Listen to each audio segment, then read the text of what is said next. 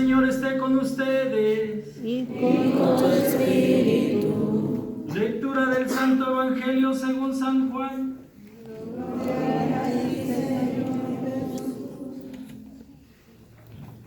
Al anochecer del día de la resurrección, estando cerradas las puertas de la casa donde se hallaban los discípulos, por miedo a los judíos, se presentó Jesús en medio de ellos y les dijo: la paz esté con ustedes.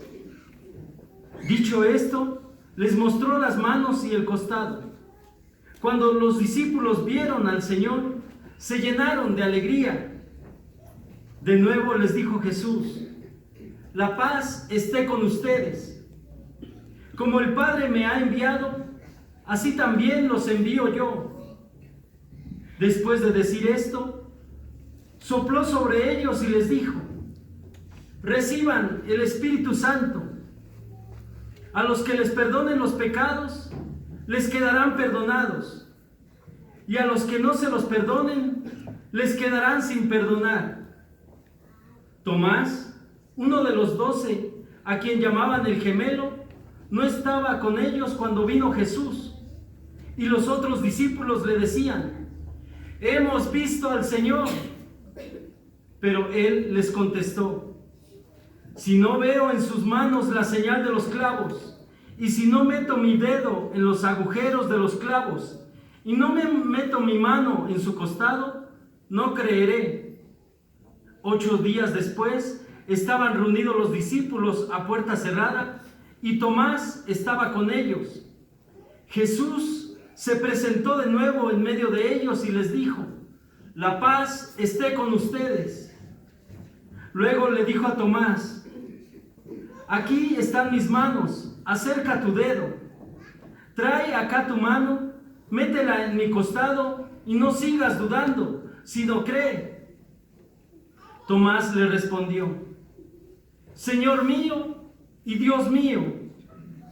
Jesús añadió: tú crees porque me has visto. Dichosos los que creen sin haber visto.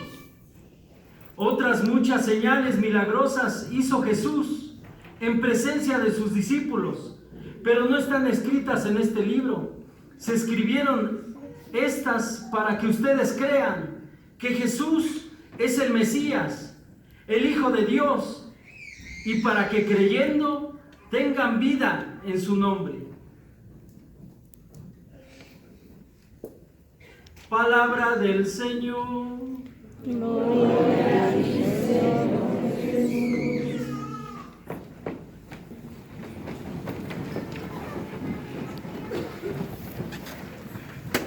Amadísimos hermanos y hermanas, Jesucristo está vivo, Él ha resucitado. Y por medio de esta celebración, finalizamos los 8 días, la octava de Pascua. Acordémonos cómo iniciamos todo este tiempo de Cuaresma, con los 40 días de preparación para celebrar este gran día. Y luego el Triduo Pascual, los 3 días en donde meditamos desde el Jueves Santo, cómo nuestro Señor Jesucristo nos da un ejemplo de servicio. Él le lava los pies a los discípulos desde el Jueves Santo, instituye la Eucaristía, instituye el sacerdocio. Y luego el Viernes Santo, cuando nosotros vivimos la pasión de nuestro Señor Jesucristo, su muerte.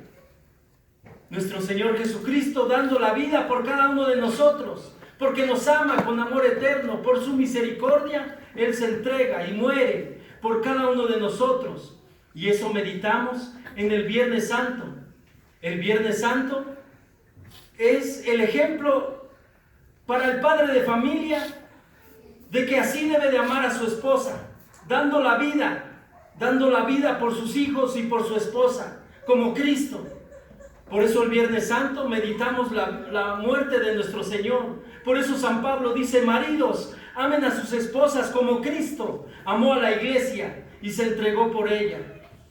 En el Viernes Santo meditamos cómo nuestro Señor se entrega por cada uno de nosotros, y de esa manera debemos amarnos, debemos de perdonar, debemos de servir, como Él es el modelo, el ejemplo de servicio y de entrega y de amor y de misericordia.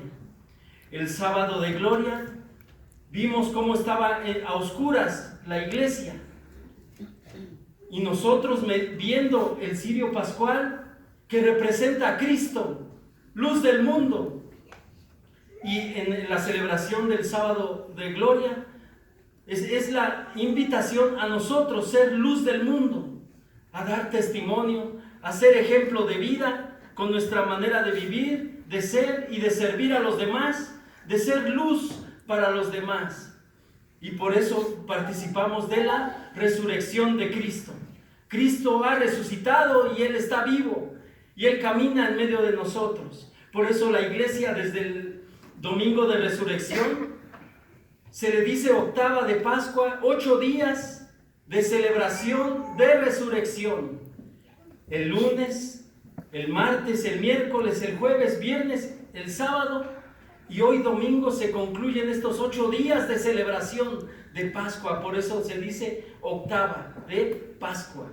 Y por eso cada uno de nosotros estamos llamados, invitados a caminar con Cristo, que Él ha resucitado, y desde la resurrección vamos meditando los encuentros que nuestro Señor tiene con cada uno de sus apóstoles, con María Magdalena, cómo nuestro Señor se aparece, se acerca a ellos. Y por eso en las lecturas, en la primera lectura, escuchamos cómo dice: la multitud de los que habían creído tenían un solo corazón, una sola alma, todo lo que poseían en común, y nadie consideraba suyo nada de lo que tenía. Esta primera lectura se nos recuerda que todo lo que Dios nos da es por su amor y por su misericordia, que debemos de compartirlos. Por eso en el matrimonio, uno de los signos que hay en el matrimonio son las arras que simbolizan que todos los dones, las cualidades, los unimos. El hombre une todos sus talentos, sus dones, la mujer también. Y ahora si cada uno el hombre tenía por ejemplo 5 talentos, la mujer 4, esos al unirlos son 10. Cada uno de ellos tiene 10 talentos.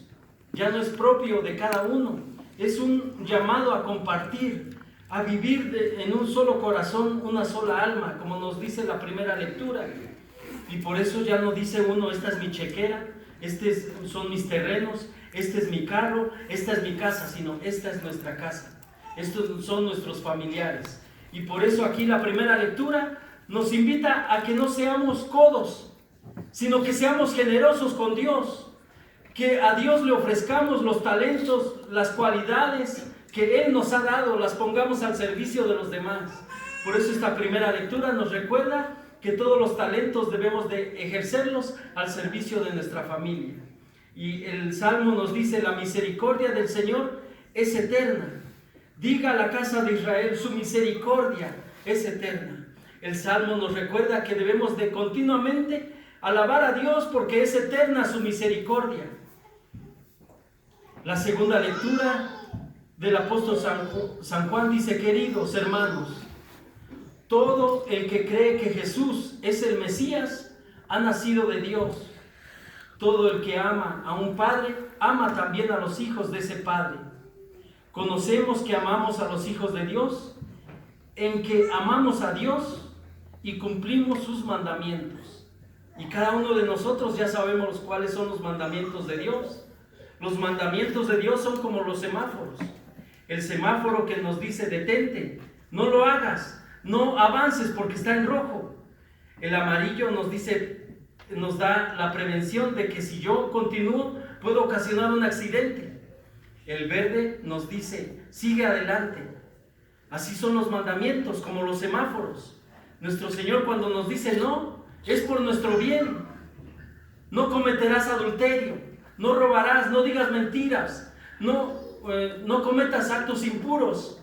¿Por qué? Porque nos va a afectar. El primer mandamiento dice: amar a Dios por sobre todas las cosas, con todo el corazón, con toda el alma, y al prójimo como a uno mismo. De ahí nos dice: continúa amando a Dios con todo el corazón, con toda el alma. Por eso aquí nos dice: el que cumple sus mandamientos hace la voluntad del Señor. Y en el Evangelio escuchamos cómo al atardecer del día de la resurrección, estando cerradas las puertas de la casa donde se hallaban los discípulos por miedo a los judíos, se presentó Jesús en medio de ellos y les dijo: la paz esté con ustedes. ¿Cuántas veces guardamos miedos en nuestros corazones? Posiblemente de algún momento difícil en nuestra vida que nos pasó y no se la abrimos ni a Dios, la puerta de nuestro corazón. Es el momento de abrirle la puerta de nuestro corazón al Señor y Él dejarlo entrar, para que Él, al entrar a nuestras vidas, a nuestros corazones, a nuestro apostolado, a nuestro servicio que realicemos, recibamos la paz que Él nos da. Y nos dice: la paz esté con ustedes. Nuestro Señor Jesucristo quiere seguir dándonos la paz, dándonos su amor, dándonos su misericordia. Debemos de abrirle el corazón de nuestro corazón para aceptarlo, para creer en Él, para no ser como Tomás. Que Tomás le decían los apóstoles: hemos visto al Señor. Y él dudando, como muchos de nosotros dudamos, cuando el Señor no nos responde, cuando vemos a nuestro familiar que está en problemas, cuando vemos a nuestro familiar que está enfermo, y muchas veces le pedimos a Dios que lo sane, y no lo sana, sino al contrario, se muere esa persona. A veces parecemos como Tomás, que como que Dios no me responde, entonces no voy a creer. ¿Cuántas veces tomamos esa actitud de Tomás? Hasta no ver, no creer. Y por eso las iglesias no se llenan. ¿Por qué? Porque dudamos de su misericordia. Dudamos de que Él nos perdona a través del sacramento de la confesión. Porque aquí nuestro Señor les dice: reciban el Espíritu Santo. A los que les perdonen los pecados, les quedarán perdonados. Y a los que no se los perdonen, les quedarán sin perdonar. Está muy claro cómo nuestro Señor da su poder a los primeros apóstoles, a los sacerdotes, a los obispos. Dios a través de ellos quiere perdonarnos, quiere llenarnos de su misericordia. Y por eso debemos de acercarnos a confesar, debemos de acercarnos a recibir su misericordia. Por eso este domingo se le conoce como el Domingo de la Divina Misericordia. Santa Faustina, ella en el diálogo que tenía con nuestro Señor, nuestro Señor Jesucristo se le manifestó a través de esta imagen y le dijo: pinta esta imagen, y donde nuestro Señor se ve que está bendiciendo y cómo de su corazón, que fue traspasado en el Viernes Santo, cuando le traspasaron su corazón con la lanza, en esta imagen nuestro Señor brota los rayos de un rayo blanco que significa el bautismo y el rayo rojo significa la sangre. Y por eso nuestro Señor a Santa Faustina le decía: los dos rayos significan la sangre y el agua. El rayo pálido simboliza el agua que justifica a las almas. El rayo rojo simboliza la sangre que es la vida de las almas. Ambos rayos brotaron de las entrañas más profundas de mi misericordia, cuando mi corazón agonizante fue abierto en la cruz por la lanza.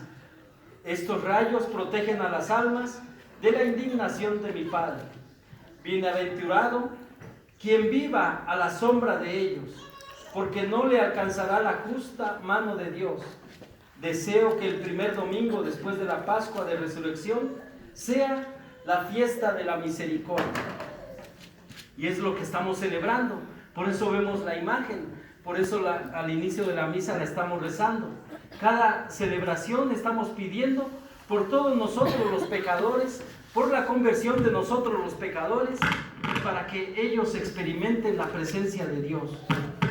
Y más adelante en este diario y diálogo que nuestro Señor Jesucristo tenía con Santa Faustina, le dice: que los más grandes pecadores pongan su confianza en mi misericordia. Ellos, más que nadie, tienen derecho a confiar en el abismo de mi misericordia.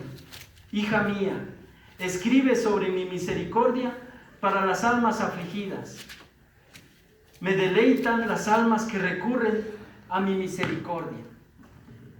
A estas almas les concedo gracias por encima de lo que piden.